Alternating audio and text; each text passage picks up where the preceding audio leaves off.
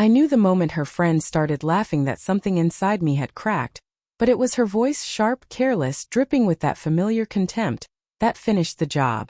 "Then leave," she said loud enough for the whole cafe to hear. So I did. Quietly. Without looking back. But walking away wasn't the part that hurt. What hurt was realizing how easy it was for her.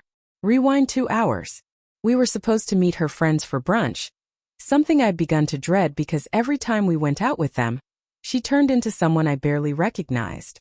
I used to think it was insecurity, that she needed to seem impressive in front of them. Later I realized she just liked having an audience. When we sat down I noticed the sideways looks. The smirks. The way they leaned in when she talked. "So," her friend Amna said. "Did you really forget her birthday last year?" I blinked. "What?"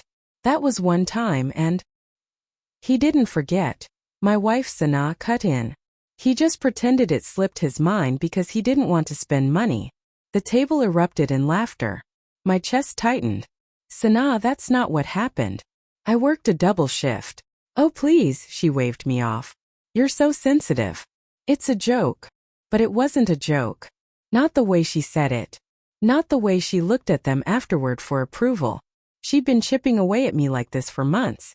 The insults in front of others, the coldness at home, the secrecy with her phone. I wasn't stupid. You don't turn into a different person unless someone new is pulling you in that direction. And yet I stayed. I kept telling myself love meant patience, meant giving chances. Looking back now, I realize I was just afraid of admitting I'd already lost her. When Amna leaned toward her and whispered something, Sana burst into laughter and shot me a look that made my stomach twist. "What?" I asked, forcing a smile. "Nothing," Amna said, while Sana kept laughing. I felt like a stranger at my own table. Finally, I leaned closer and said quietly, "Can we talk outside for a second?" Sana rolled her eyes. "Not now. You're ruining the mood."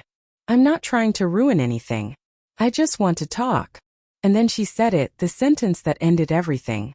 "Then leave." "God, you're so dramatic." Everyone froze. Her friends stared, wide-eyed and amused. Sana crossed her arms like she was waiting for me to back down. Instead, something inside me went still. I stood. Okay. That was it. No yelling. No slamming chairs. No dramatic exit. I just walked away. I didn't go home immediately. I sat in the car for a long time, hands on the steering wheel, staring at nothing. It felt like all the noise in my head had finally quieted. Not because I felt better, because I felt empty. That's when my phone buzzed. "Sana, seriously? Grow up." "Sana. Where did you go?" "Sana. You embarrassed me." I let the messages pile up. Each one made the air feel heavier. When I finally drove home, I found the apartment exactly as I had expected. Her things scattered, perfume scent lingering. My place in the world shrinking smaller and smaller. I started packing. Not everything. Just what I needed: clothes, documents, the photo of my parents from the hallway. It struck me that she wouldn't even notice half the things I took. Or half the things I left. While I was pulling out a suitcase from the top shelf, her phone vibrated on the dresser. She'd left it behind. Incoming message. "Armin. Did you tell him yet?" Another. "Armin. Last night was amazing. I can't stop thinking about you." My heartbeat slowed instead of speeding up. Maybe because the betrayal wasn't a surprise. Not really. It was more like confirmation of a truth I'd been refusing to name. I didn't touch her phone. I didn't need to. Some things don't require confrontation. They reveal themselves exactly when you're ready to walk away.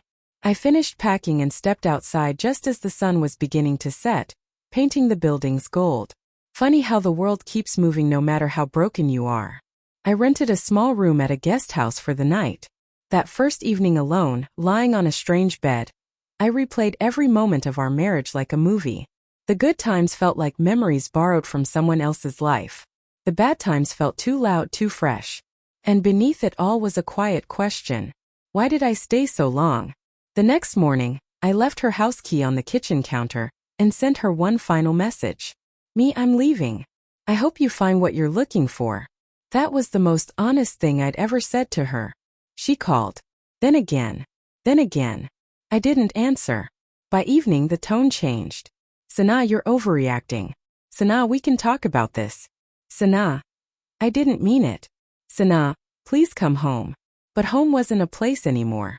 It was a hope I'd held onto long after it turned into dust. The real twist came 2 days later. A mutual friend sent me a screenshot from a group chat. Sana had tried to brag about making me run out like a coward. But her story backfired. Her friends told her she'd gone too far. That mocking me wasn't funny. That humiliating your own husband wasn't a flex. Even Amna wrote, "Honestly, Sana, you were wrong." And then another message followed. One that made me stop breathing for a second. It was from Armin, sent to their group chat by mistake instead of privately to her. "Armin, you're acting crazy again. Maybe you should fix your marriage. This is too much drama." Her friends started leaving the chat one by one. Whatever pride she had left shattered right there. For once, I wasn't the one on the receiving end of her humiliation. But surprisingly, I didn't feel victorious. I just felt done. Like the chapter had closed on its own. It's been 3 weeks since I walked out of that cafe. 3 weeks since the man she mocked finally chose himself. Some nights I still replay the moment she yelled, "Then leave." Not because it hurts now, but because it saved me. People think endings come crashing down like storms. But sometimes they whisper. Sometimes they sound exactly like your wife telling you to go. And you finally realizing you should have gone long ago. And for the first time in years, when I look at my reflection, I don't see the man she made me feel like. I see the man who finally walked away.